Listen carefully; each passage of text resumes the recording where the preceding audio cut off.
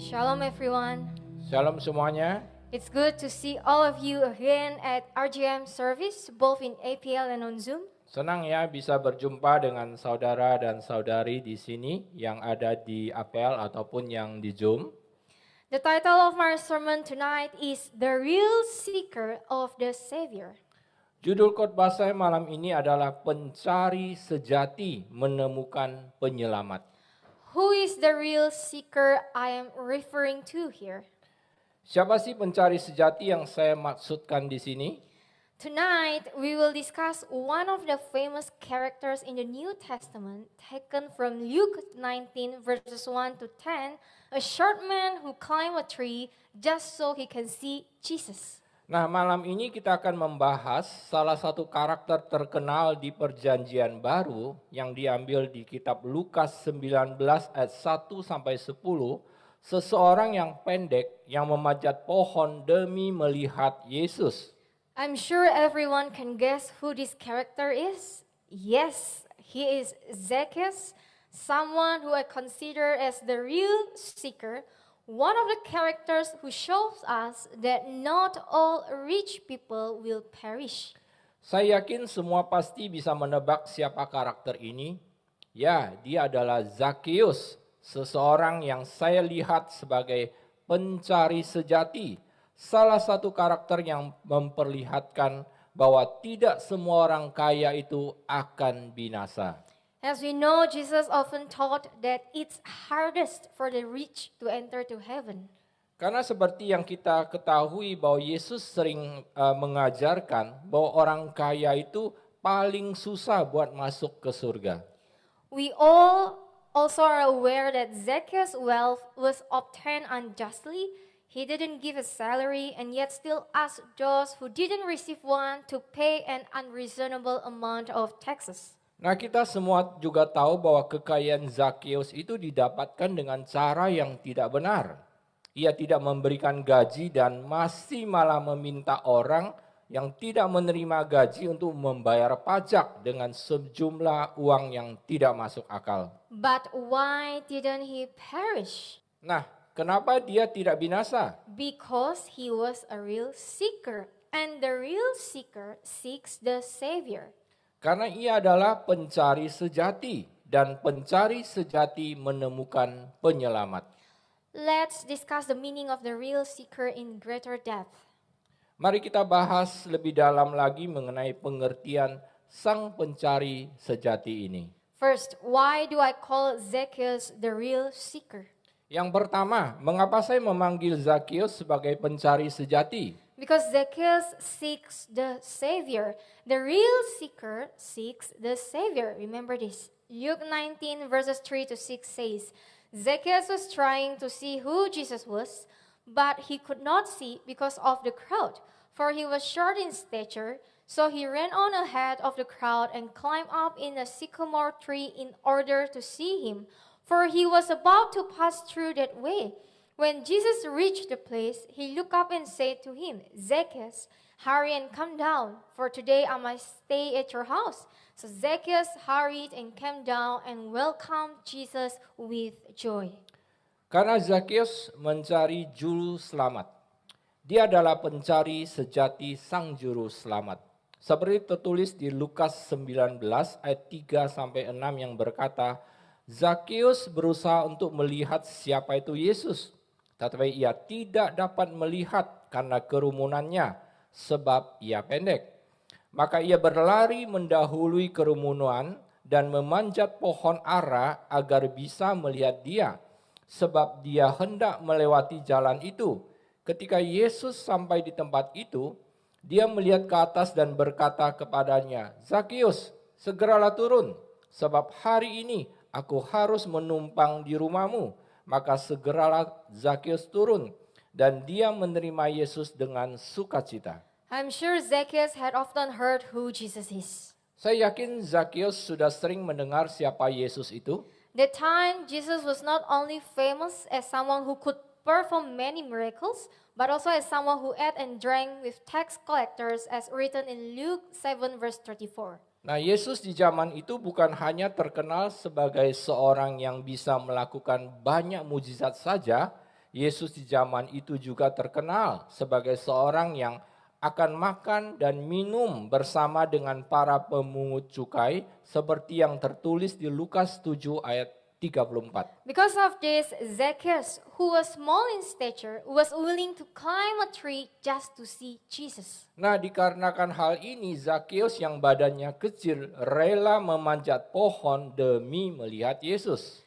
And his efforts were not in vain. Jesus saw him, and as we already know, Jesus called his name and wished to stay at his house. And Zacchaeus received Jesus with a great joy. Dan usaha Zakheus memanjat pohon untuk melihat Yesus pun tidak sia-sia. Yesus melihatnya dan seperti yang sudah kita tahu, Yesus memanggil namanya dan mau ke rumahnya. Dan Zakheus pun menerima Yesus dengan penuh sukacita. Let's take a quick look at the word welcome here. The term welcome here in Greek is receive. The Greek word for receive here is hupodehomai. And this word only appears 4 times in the New Testament. Coba kita lihat sebentar kata menerima ini di dalam bahasa Yunaninya. Bahasa Yunani menerima di sini adalah hupodekomai. Dalam kata ini hanya muncul 4 kali di Perjanjian Baru. The meaning of receive here is not limited to receiving gifts. No, the word receive here is also associated with one's salvation, meaning those who receive these gifts will receive divine salvation. Arti dari kata menerima di sini bukan hanya sekedar menerima tamu saja. Tidak. Kata menerima di sini juga dikaitkan dengan keselamatan seseorang. Artinya orang yang menerima tamu ini akan menerima keselamatan ilahi. Similar to what's mentioned in the book of James 2 verse 25, which tells the story of Rahab, a prostitute who received the spies sent by God into her home. It was her act of receiving them that saved her. Seperti yang disebutkan di dalam kitab Yakobus 2:25 yang menceritakan kisah Rahab, seorang prostitusi yang menerima para mata-mata yang diutus oleh Tuhan. Dan tindakan menerimanya justru membuat ia selamat. Why? Because the word receive here is the same as the word believe. Mengapa? Karena kata menerima ini sama dengan kata percaya. Rahab believed the words of God, the words of the God of Israel, and knew God could save them. If you read the book of Joshua, then you will learn how Rahab asked the spies to save her family. Rahab percaya dengan perkataan Tuhan Israel dan tahu bahwa Tuhan bisa menyelamatkan mereka. Kalau saudara baca di kitab Yosua, maka saudara akan melihat bagaimana Rahab meminta mata-mata tersebut untuk menyelamatkan keluarganya. So when the book of James states Rahab received them, this action reflects her belief in God, which led her to receive the spies into her home. Thus Rahab's deed was considered justified and she was saved. Jadi ketika Yakobus berkata Rahab menerima, itu memperlihatkan tindakan bahwa ia percaya yang membuat ia menerima mata-mata. Maka dari itu tindakan Rahab itu dibenarkan dan ia pun diselamatkan. So what does this word receive have to do with us? Why is Zacchaeus' action here in receiving Jesus is very important? Nah, terus apa hubungannya dengan kita mengenai kata menerima ini? Mengapa tindakan Zakheus dalam menerima Yesus ini penting? Because receiving here is not just, oh, I have received Jesus as my Savior. I already go to church. I'm already baptized. No, not just that. There is a real meaning behind the word receive. Nah, karena menerima di sini bukan hanya, oh, saya sudah menerima Yesus kok sebagai juru selamat, atau saya sudah ke gereja, atau saya sudah dibaptis. Bukan itu saja. Ada arti sesungguhnya di balik kata menerima ini. The meaning of receive here is about receiving Jesus as Savior with a pure heart, as demonstrated by Zacchaeus' action who did so with a heart full of joy. Arti kata menerima di sini adalah menerima Yesus sebagai juru selamat dengan hati yang murni, seperti yang telah diperlihatkan oleh tindakan Zakius dengan hati yang penuh dengan sukacita. Zacchaeus had no intention of using Jesus for his own benefit, but he simply desired fellowship with Jesus, was grateful that someone like Jesus would be willing to share a meal with him, and he desired to get to know Jesus more intimately. Tidak ada niat di dalam hatinya Zakius untuk memanfaatkan Yesus, tetapi murni hanya ingin memiliki persekutuan dengan Yesus. Bangga karena seseorang seperti Yesus mau makan bersama dengan dia dan dia mau mengenal lebih dalam tentang Yesus. Therefore, Zacchaeus' act of receiving Jesus was also associated with divine salvation, because what he sought was the Savior alone, not something from the Savior. Maka dari itu kata menerima Zakius dikaitkan juga dengan keselamatan ilahi. Karena yang ia cari adalah sang juru selamat, bukan sesuatu dari juru selamat. In this day and age, we know that many people come to Jesus with an agenda.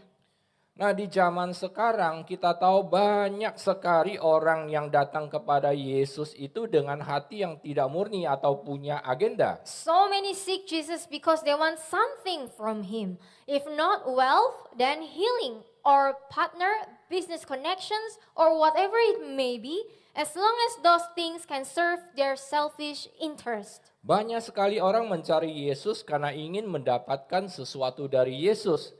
Kalau tidak kekayaan, ya kesembuhan, atau pasangan, atau koneksi bisnis, atau apapun itulah.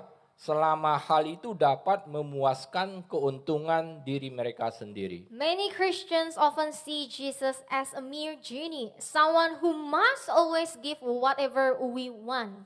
Nah, banyak sekali orang Kristen itu melihat Yesus sebagai jin di lampu, ya kayak Aladin gitu ya, digosok bisa, maka minta apapun akan dikasih gitu. If we want to be honest and with complete awareness, ask ourselves, who do we think we are? Kalau kita mau jujur dan sadar diri, emang kita siapa sih? We are only God's creations. Yet even God as the creator had to come and die for us so that we can be saved from the curse of sin, so that we can be free from the bondage of sin. Is this not enough? Kita ini hanya ciptaan Yesus. Bahkan Tuhan yang adalah Sang Pencipta harus datang dan mati bagi kita agar kita itu diselamatkan dari kutukan dosa. Agar kita bisa lepas dari ikatan dosa. Apakah itu tidak cukup? Shouldn't we want to give back to Jesus as an expression of our gratitude? But instead, why do so many Christians have the mentality to keep on receiving and taking from Jesus instead? Kenapa kok bukannya kita itu harus memberi balik kepada Yesus sebagai rasa ucapan syukur kita? Kok malah banyak yang punya mental hanya mau menerima dari Yesus? And this mindset of only wanting to receive and take is very common among today's Christians. As Pastor Judith said a few weeks ago, many seek religion only to serve their own interest. Dan mindset hanya ingin menerima itu sangat biasa di zaman kekristenan sekarang ini. Seperti yang pernah dkhotbahkan oleh Pastor Judith beberapa minggu yang lalu, banyak orang mencari agama hanya untuk keinginannya sendiri. Therefore, it's unsurprising that many Christians think that giving simply means giving money and presume they can bribe Jesus with what they have. Maka dari itu tidak heran ya, banyak sekali orang Kristen mengira dengan memberi, artinya hanya memberi uang dan mengira itu bisa menyogok Yesus dengan apa yang ia berikan. For example, some may say, I already gave my tithe, so why doesn't God bless me more? I have served God on the pulpit every week. Why doesn't God bless me at my work? And so on. Contoh kayak gini ya, ada yang berkata, saya itu sudah memberi perpuluhan, kok Tuhan nggak memberkati saya lebih lagi ya? Saya itu sudah melayani Tuhan setiap minggu. Kenapa Tuhan tidak memberkati pekerjaan saya ya? Ya dan seterusnya lah. In the end, without fail, humans only seek Jesus with the purpose of satisfying their own fleshly desires. And unsurprisingly, Christians like this won't necessarily receive divine salvation. Pada akhirnya tetap saja manusia hanya mencari Yesus dengan tujuan untuk memuaskan diri mereka sendiri. Dan tidak heran orang Kristen seperti ini belum tentu akan mendapatkan keselamatan sejati. So brothers and sisters, what about all of us here? Jadi saudara-saudari, bagaimana dengan kita semua yang ada di sini? What are we looking for when we come to Jesus? Apa yang kita cari ketika kita datang kepada Yesus? Are we truly seeking Jesus, or are we just exploiting Jesus to get what we want? Apakah kita sungguh-sungguh mencari Yesus atau hanya memanfaatkan Yesus untuk mendapatkan apa yang kita inginkan?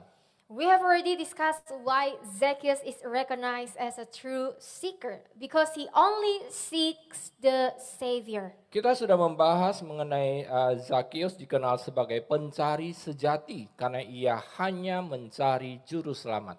Now, for the second point, what does seeking the Savior mean? Nah, yang kedua, apa sih artinya menemukan penyelamat? Seeking the Savior means seeking Jesus. As Pastor Judy taught us a few weeks ago, seeking or following Jesus means following the way, the truth, and the life.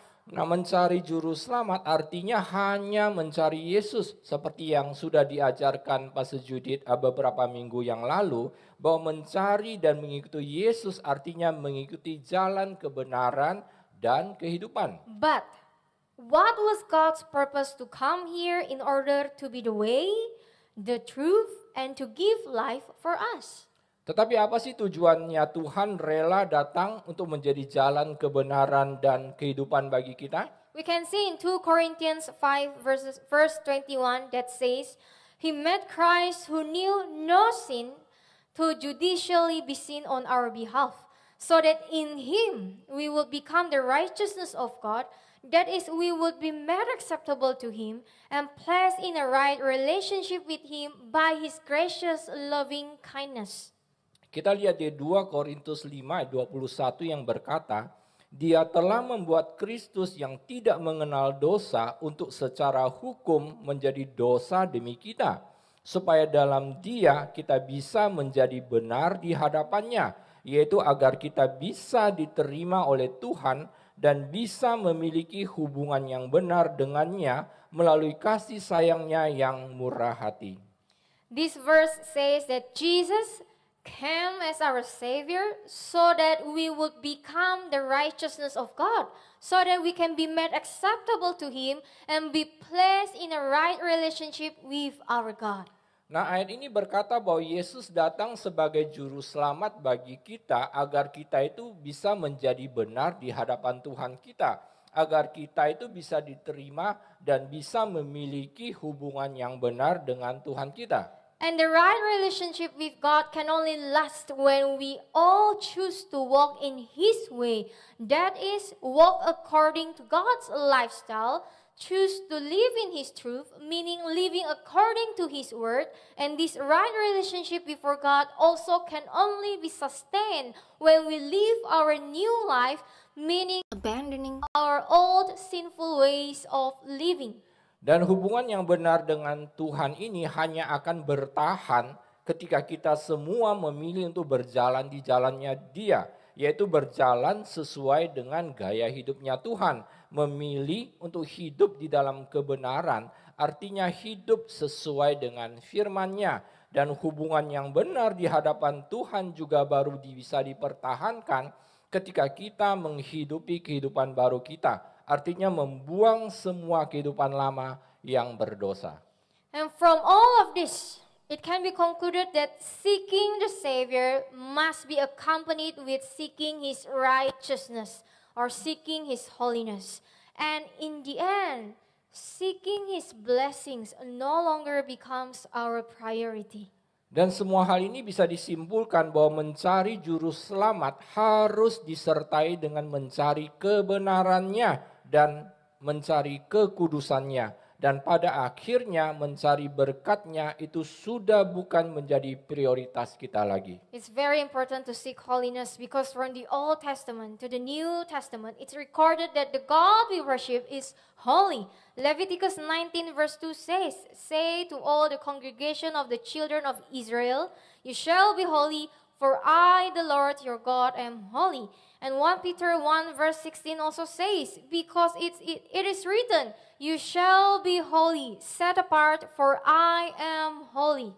Penting sekali untuk harus mencari kekudusannya karena dari perjanjian lama sampai perjanjian baru dicatat bahwa Tuhan yang kita sembah adalah Tuhan yang kudus. Seperti dikatakan di Imamat 19 ayat 2 yang berkata, "Katakanlah kepada seluruh jemaat anak-anak orang Israel, kuduslah kamu, sebab aku Yahweh Tuhanmu kudus."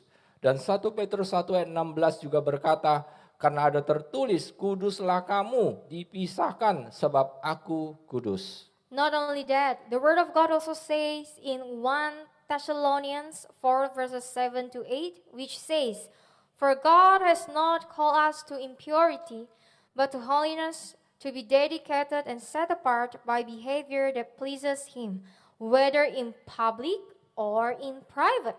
So whoever rejects and disregards this, not merely rejecting man, but the God who gives His Holy Spirit to you, to dwell in you and empower you to overcome temptation.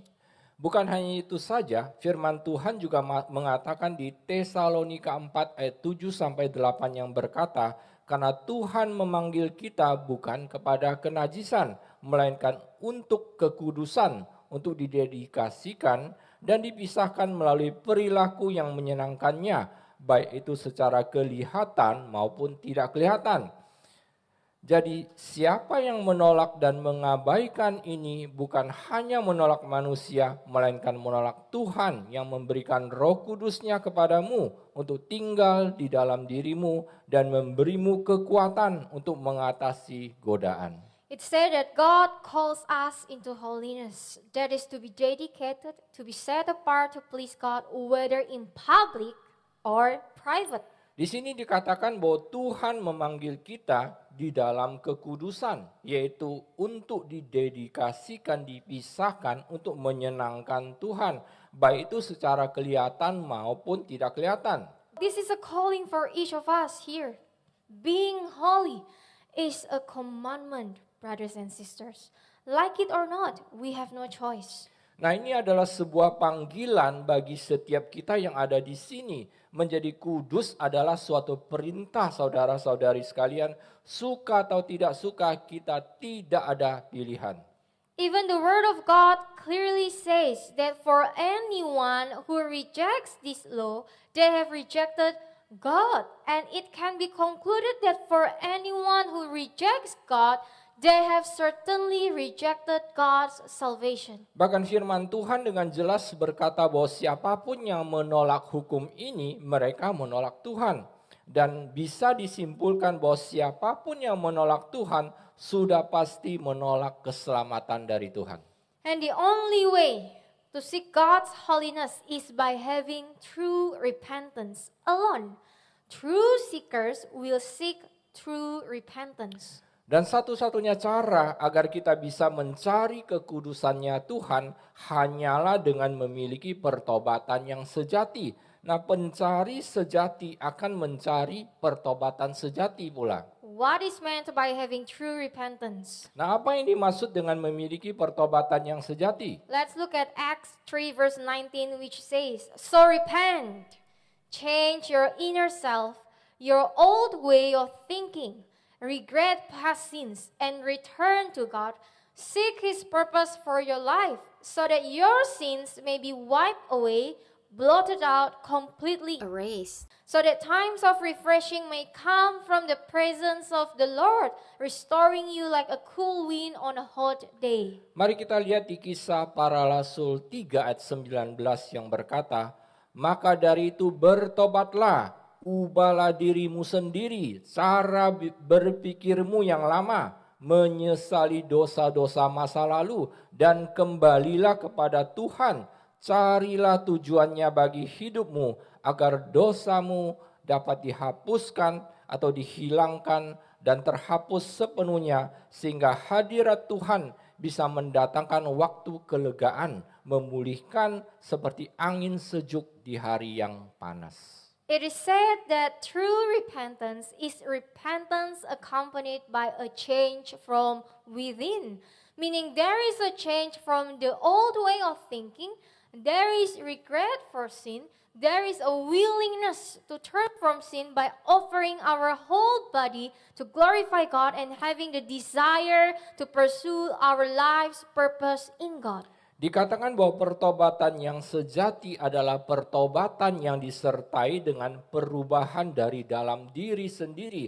Ada perubahan dari cara pikir yang lama, ada penyesalan dosa, ada kemauan untuk berbalik dari dosa dengan mempersembahkan seluruh tubuh untuk memuliakan Tuhan, serta memiliki keinginan untuk mengejar tujuan hidup di dalam Tuhan. Furthermore, this repentance is a command written in the word as confirmed in Acts 17 verse 30, which says, "Therefore God overlooked and disregarded the former ages of ignorance, but now He commands all people everywhere to repent." That is to change their old way of thinking, to regret their past sins, and to seek God's purpose for their lives. Terlebih lagi pertobatan ini adalah sebuah perintah yang tertulis di dalam firman. Hal ini dikonfirmasi di Kisah Para Rasul 17 ayat 30 yang berkata, "Maka dari itu Tuhan tidak memandang lagi dan telah menghiraukan zaman kebodohan yang dahulu. Tetapi sekarang ia memberitakan kepada semua orang di mana-mana untuk bertobat, yaitu mengubah cara berpikir lama mereka, menyesali dosa-dosa masa lalu, dan mencari tujuan Tuhan bagi hidup mereka." Saying sorry, appearing remorseful, or appearing to repent does not reflect true repentance. Nah, sekedar mengatakan maaf, terlihat menyesal, terlihat seperti mau bertobat, itu belum tentu bertobat. True repentance must be accompanied by its fruit, as said in Matthew 3 verse 8. So produce fruit that is consistent with repentance, demonstrating new behavior that proves a change of heart and a conscious decision to turn away from sin. Pertobatan yang sejati itu harus disertai dengan buah. Seperti yang dikatakan di Matius 3:8, maka hasilkanlah buah sesuai dengan pertobatan. Artinya menunjukkan perilaku baru yang membuktikan perubahan hati dan keputusan sadar untuk berpaling dari dosa. And it is this fruit that will fulfill God's purpose in our lives. And God's purpose in our lives is to glorify God, as stated in Isaiah 43 verse 7. Dan buah inilah yang akan memenuhi tujuan Tuhan di dalam hidup kita. Dan tujuan Tuhan di dalam hidup kita adalah memuliakan Tuhan, seperti yang sudah tertulis di Yesaya 43 ayat 7. If the fruits in our lives do not glorify God, do not reflect God, then we still have not yet fulfilled God's purpose in our lives. And thus, it can be concluded that we have not yet repented. Nah, jika buah-buah di dalam hidup kita tidak memuliakan Tuhan, tidak mencerminkan Tuhan, maka kita masih belum memenuhi tujuan Tuhan di dalam hidup kita. Dan bisa disimpulkan bahwa kita masih belum bertobat. For example, if we confess that we have repented, then for those who often got angry, they do not get angry anymore. But if the people around us still see and consider us as someone who still gets easily angered, then we have not yet glorified God. And thus we still have not truly repented. Nah, contohnya ketika kita sudah mengaku bertobat, maka yang dulunya suka marah-marah, maka sekarang tidak boleh marah-marah lagi. Tapi jika orang sekeliling kita masih melihat dan menilai kita sebagai orang yang masih marah-marah, maka kita belum memuliakan Tuhan dan kita masih belum memiliki pertobatan yang sejati. Therefore, if we claim to have repented, we must bear the fruit from that repentance, meaning there is regret, a new character developed, and a conscious intention to turn away from sin. Maka dari itu jika kita mengaku kita sudah bertobat, maka kita harus menghasilkan buah dari pertobatan tersebut. Ada penyesalan, ada karakter baru, ada kesadaran pikiran untuk berbalik dari dosa. It's not just empty talk, brothers and sisters, but there are actual actions done. As observed in Zacchaeus, based on Luke 19 verse 8, Zacchaeus stopped and said to the Lord, "See, Lord, I am now giving half of my possession to the poor. And if I have cheated anyone out of anything, I will give back 4 times as much." Tidak sekedar ngomong doang, tetapi ada aksi seperti yang dilakukan oleh Zakheus. Seperti kita bisa lihat di Lukas 19 ayat 8, Zakheus berhenti dan berkata kepada Tuhan, "Lihat Tuhan, aku sekarang memberi setengah dari harta milikku kepada orang miskin, dan sekiranya aku telah menipu seseorang dari apapun, akan kukembalikan 4 kali lipat." It is recorded that Zacchaeus had true repentance. He regretted his actions and he returned the money he had dishonestly taken 4 times over. Not 2 times over, not 3 times over, but 4 times over. Tercatat bahwa Zakheus memiliki pertobatan yang sejati. Dia menyesal akan perbuatan dia dan dia mengembalikan uang yang ia ambil secara tidak jujur sebanyak 4 kali lipat. Bukan 2 kali, bukan 3 kali, tapi 4 kali lipat. Actually, if Zacchaeus wanted to just say sorry, it would have been easy, right? He could have just said, "I'm sorry, Lord. I want to repent, Lord. I won't do it again, Lord." Sebenarnya kalau Zakheus mau ngomong aja sih gampang kan. Dia kan bisa aja ngomong, "Aku minta maaf Tuhan, aku mau bertobat Tuhan, aku tidak mau melakukannya lagi Tuhan." But isn't this what we often say? "I'm sorry, Lord.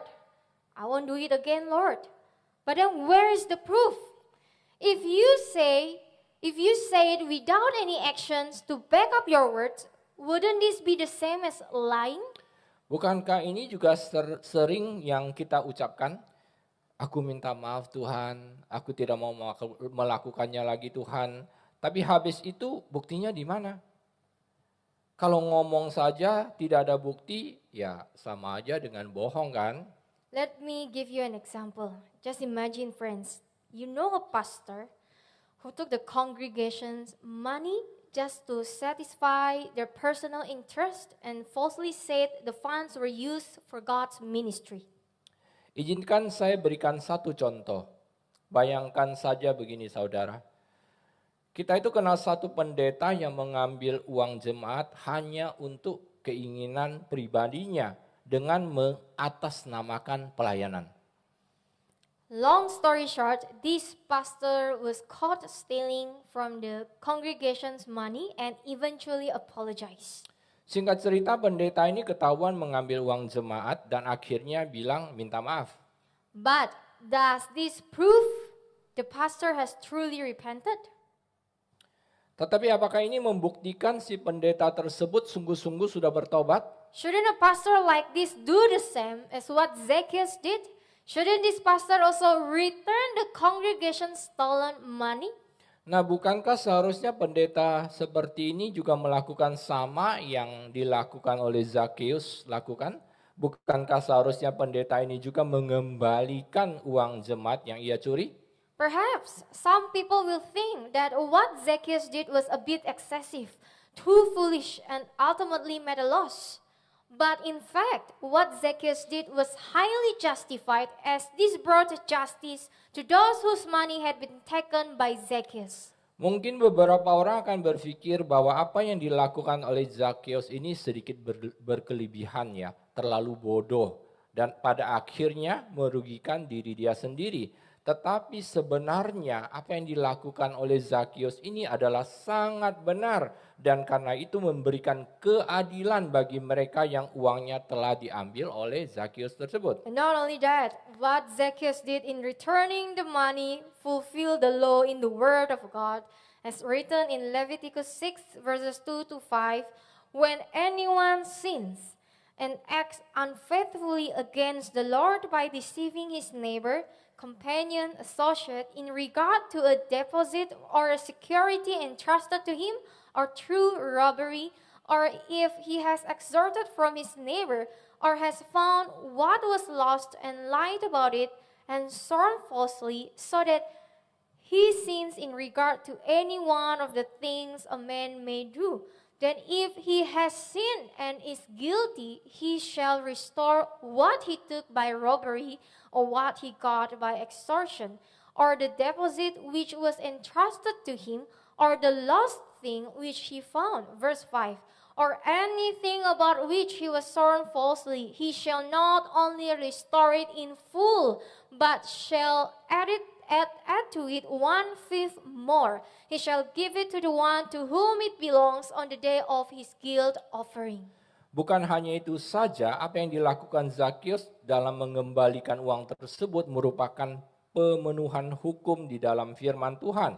Seperti tertulis di Imamat 6 ayat 2-5, ketika seseorang berbuat dosa dan berlaku tidak setia terhadap Tuhan dengan menipu sesamanya atau teman atau rekan, berkenaan dengan suatu simpanan atau jaminan yang dipercayakan kepadanya, atau melalui perampokan, atau jika ia telah memeras dari sesamanya, atau telah menemukan apa yang hilang dan berdusta tentang hal itu, dan bersumpah palsu sehingga ia berdosa mengenai suatu hal yang dapat dilakukan seseorang, maka jika ia telah berbuat dosa dan bersalah, ia harus mengembalikan apa yang telah diambilnya dan apa yang diperolehnya dengan pemerasan, atau simpanan yang dipercayakan kepadanya, atau barang yang hilang yang ditemukannya, atau apapun yang ia telah bersumpah palsu. Ia tidak hanya harus mengembalikan sepenuhnya,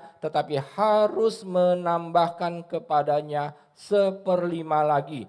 Ia harus memberikan kepada orang yang memiliki dari hari tebusan salahnya. Zacchaeus not only returned the full amount plus 1/5 of that, but he returned much more.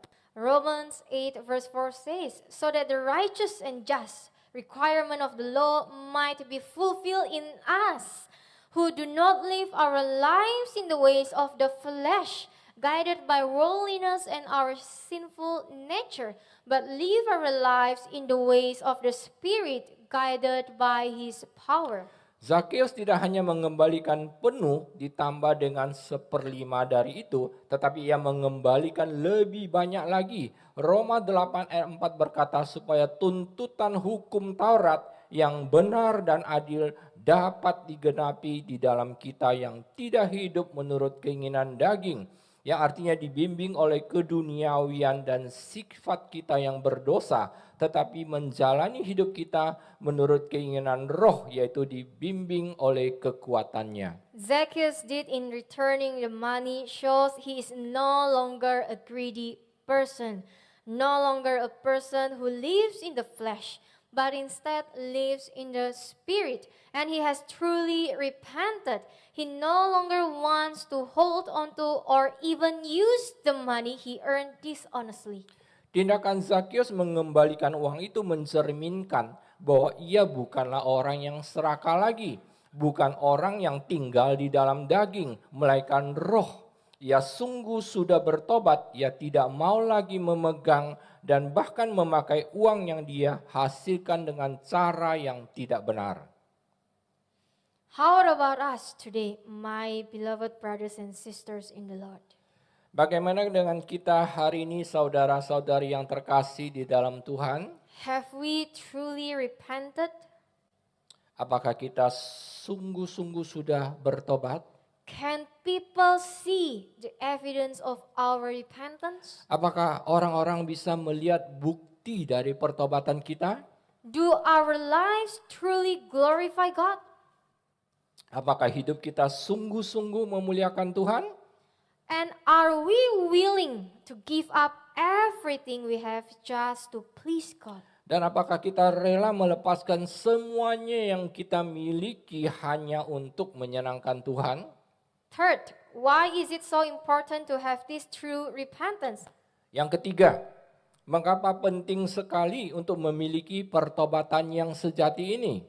First, because true repentance brings eternal life. Pertama, pertobatan sejati mendatangkan kehidupan kekal. Christians desire to enter heaven upon death.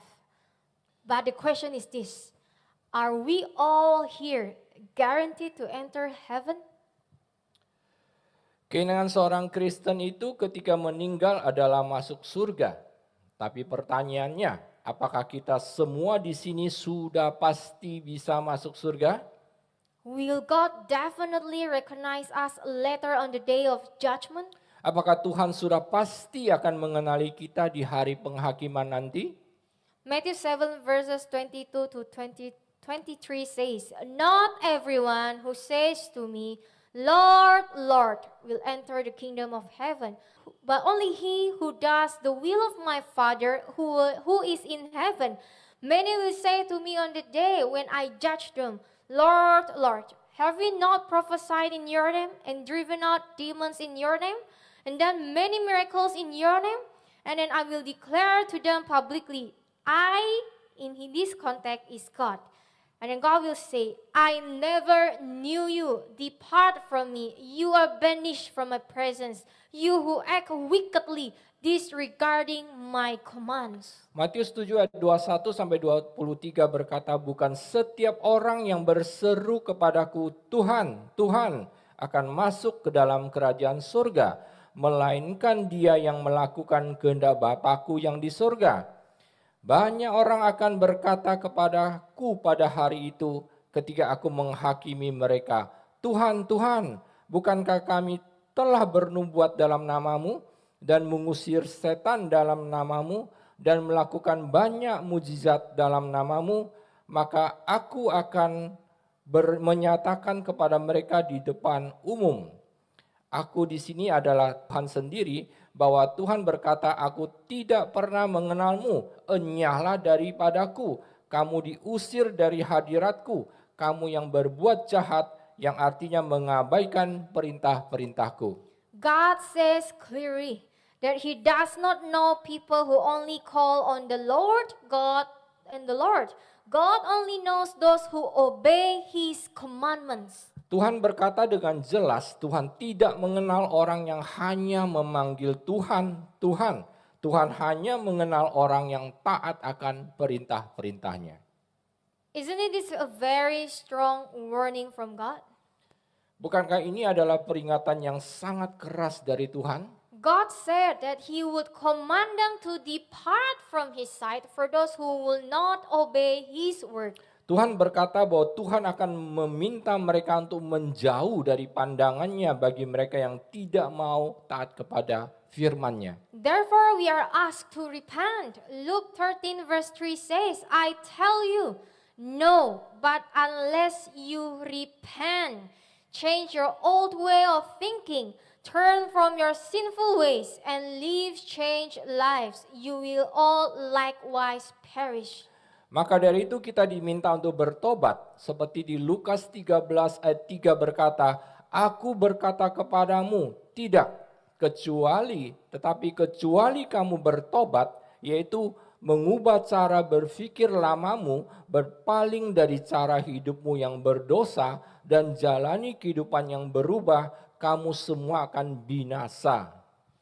It's clearly stated that if we do not have true repentance, then we will perish.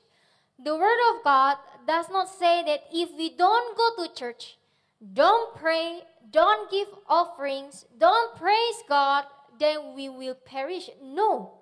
Dikatakan dengan jelas bahwa ketika kita tidak memiliki pertobatan yang sejati, maka kita akan binasa. Firman Tuhan tidak berkata jika kita tidak ke gereja atau tidak berdoa atau tidak memberikan persembahan atau tidak memuji Tuhan, maka kita akan binasa. Tidak. What is the use of raising our hands while praising God? And what is the use of being baptized without there being any true repentance? Apa sih gunanya mengangkat tangan kita sambil memuji Tuhan, dan apa gunanya sih sudah dibaptis jika kita tidak memiliki pertobatan yang sejati? God's word clearly says in Matthew 3 verse 11, "As for me, I baptize you with water because of your repentance. That is because you are willing to change your inner self, your old way of thinking, regret your sin, and live a changed life. But he, the Messiah, who is coming after me is mightier, more powerful, more noble than I, whose sandals I am not worthy to remove, even as his slave. He will baptize you who truly repent with the Holy Spirit, and you who remain unrepentant with fire judgment." Firman Tuhan dengan jelas berkata di Matius 3 ayat 11, "Sedangkan untuk aku membaptis kamu dengan air karena pertobatanmu.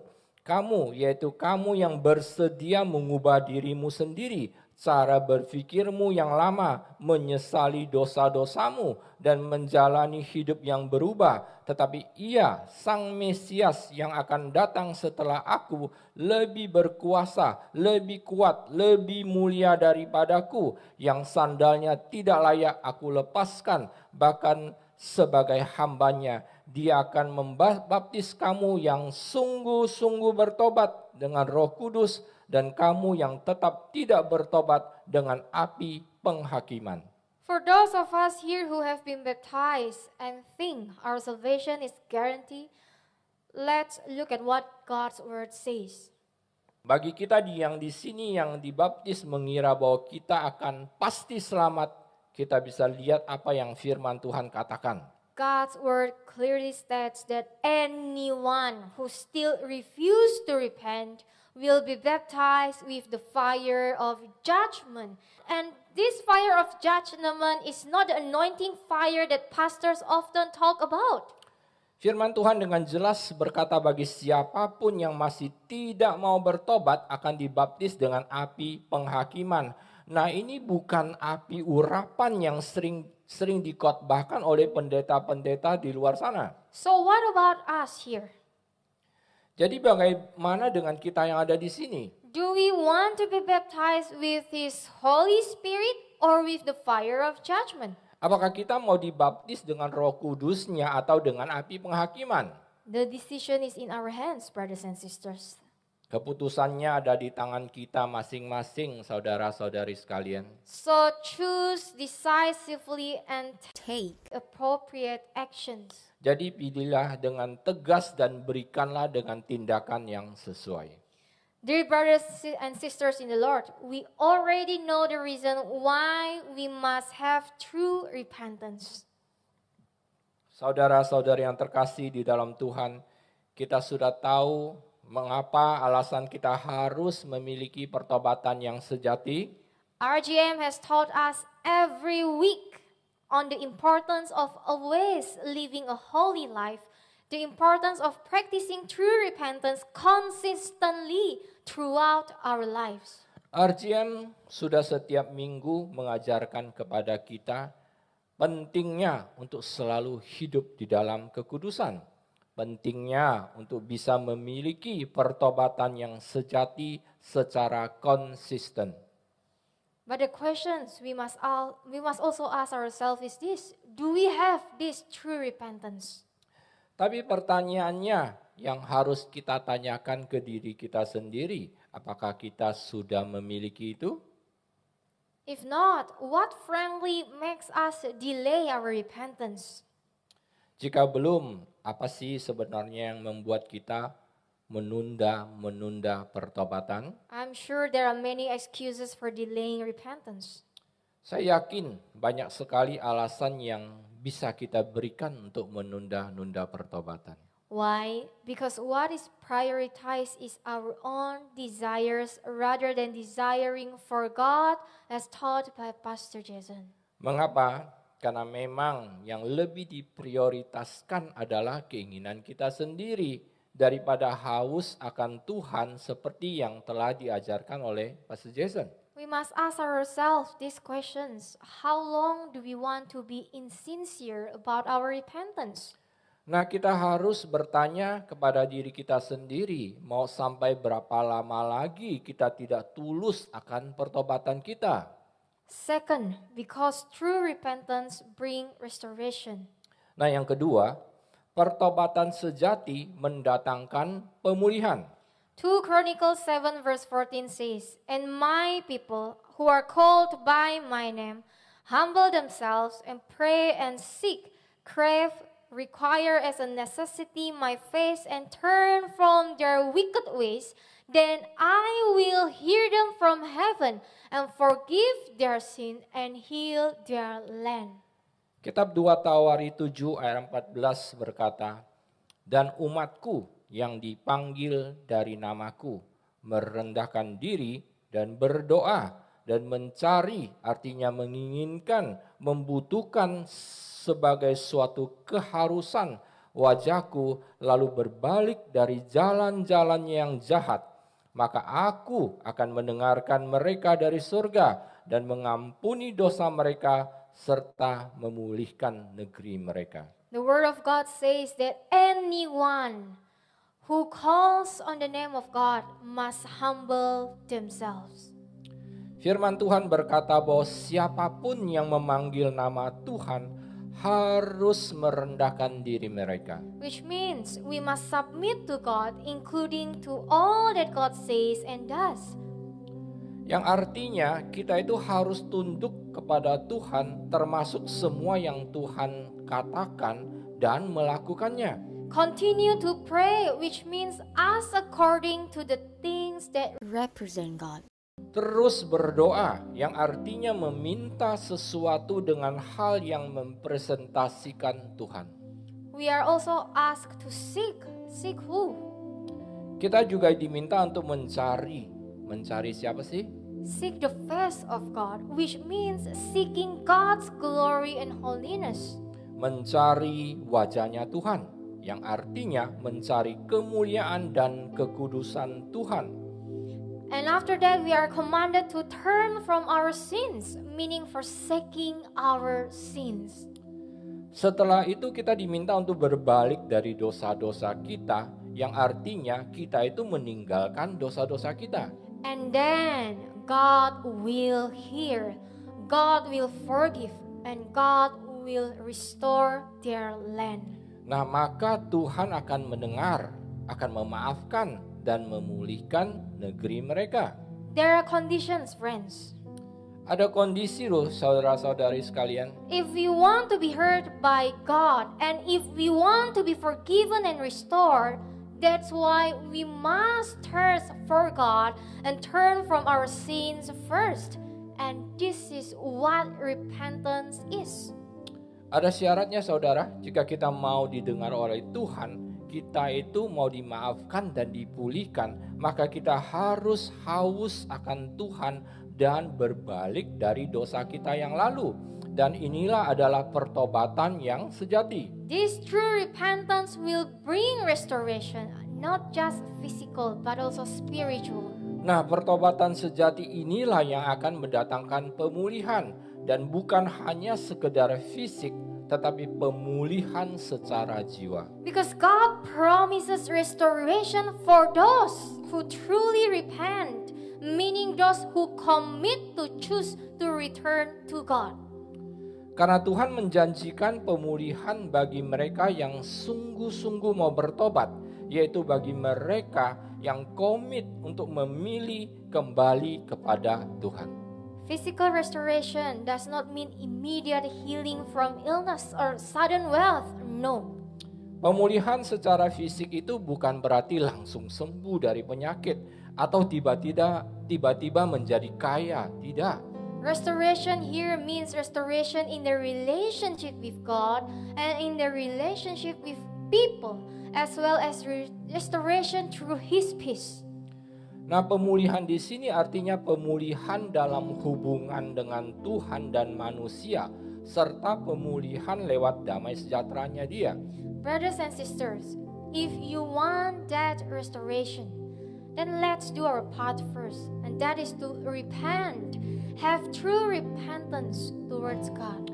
Jika saudara-saudari di sini menginginkan pemulihan ini, maka marilah kita melakukan bagian kita terlebih dahulu, dan itu adalah bertobat.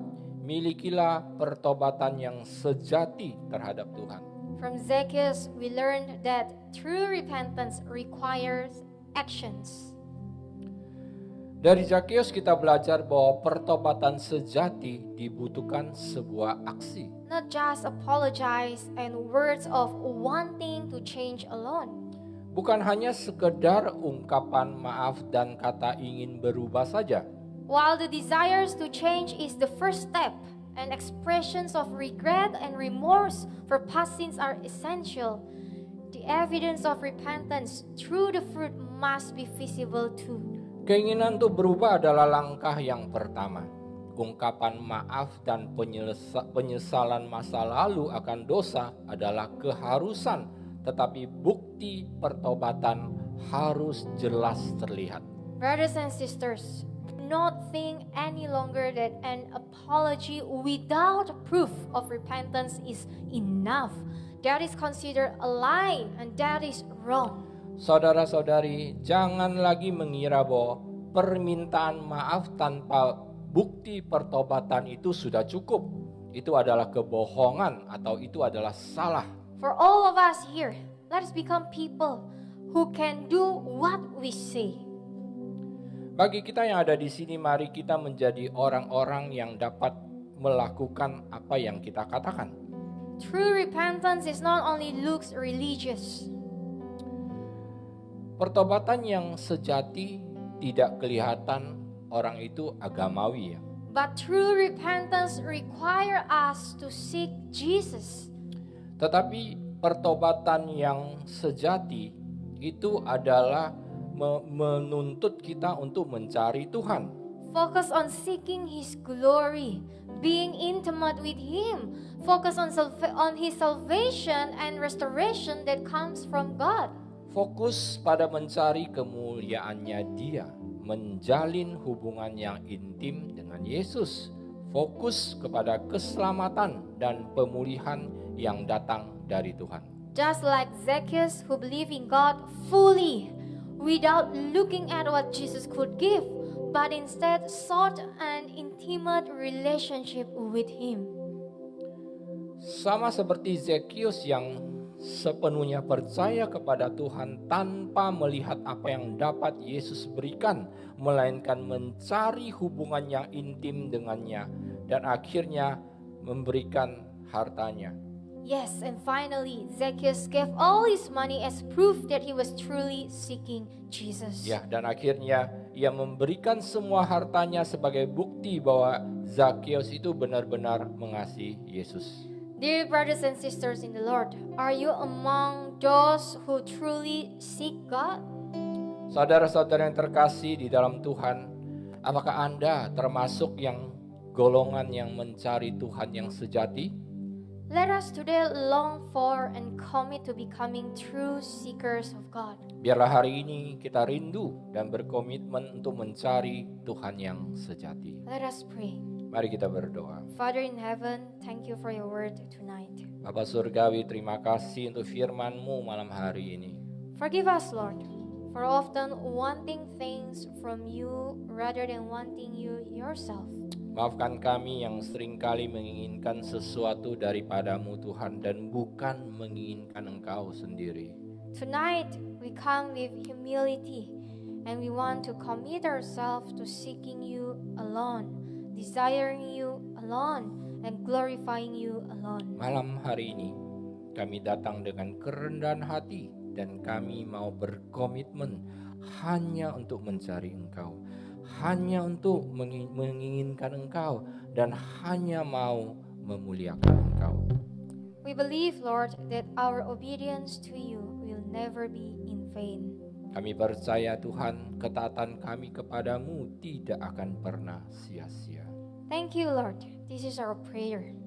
Terima kasih Tuhan, inilah doa kami. In your name we pray and give thanks. Dalam namamu kami berdoa dan mengucap syukur. Amen. Amin. Thank you and God bless you. Terima kasih, Tuhan Yesus memberkati.